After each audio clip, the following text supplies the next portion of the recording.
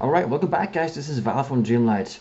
Today I'm going to show you a cool depth of field effect and how kind of an issue that can happen at times and how to correct and fix it.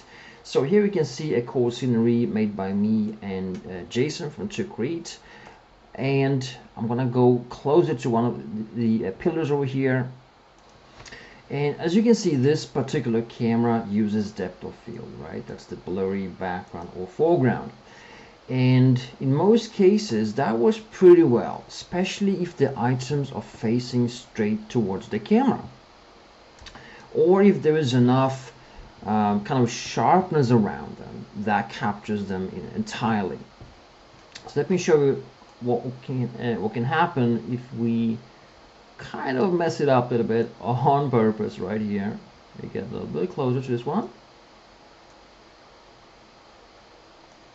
Alright, and I'm gonna just adjust the depth of field down a little bit because we are a little bit closer now. Here we can see in the perspective view exactly where we are. I would say it's frankly just about there to cover these stones here, and so that they are sharp, right?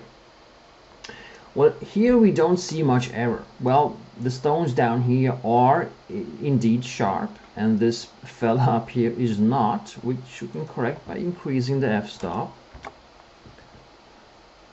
and maybe putting this line slightly between those two, right? Then we kind of capture them both. So far so good, right? Now the problem starts to occur when we have an angle. So when we have an angle and we try to do the same thing, like for instance right now, is that let's say we want to capture this part, sharp. So we kind of adjust it here, which you can see up here, and that part now appears to be sharp, right? Over here. Now the problem is that this part here is fuzzy now. And if we want to battle this, we can again increase this value down here, but that then also lowers everything else in the background. So how can we have this cool depth of field behind but not experience the issue we are facing here with the stone? And that is frankly to do two renders, okay? One as it is right now, and one with a little bit more sharpness on the stone. Then we're gonna combine those two in Photoshop, all right? So let me just enter a cool size we can go with, and then just render this one as it is. All right. All right, and I'm gonna let this render for maybe just a couple of minutes just to gather a little bit more detail. So I'm going to go ahead and pause. Alright, looks good enough. I'm going to go ahead and cancel and save my render. And should I call it render 1? Now what I'm going to do is simply change the camera's f-stop value to a higher number. This will now give more sharpness throughout the entire pillar, but also less blurriness on the background, so to speak.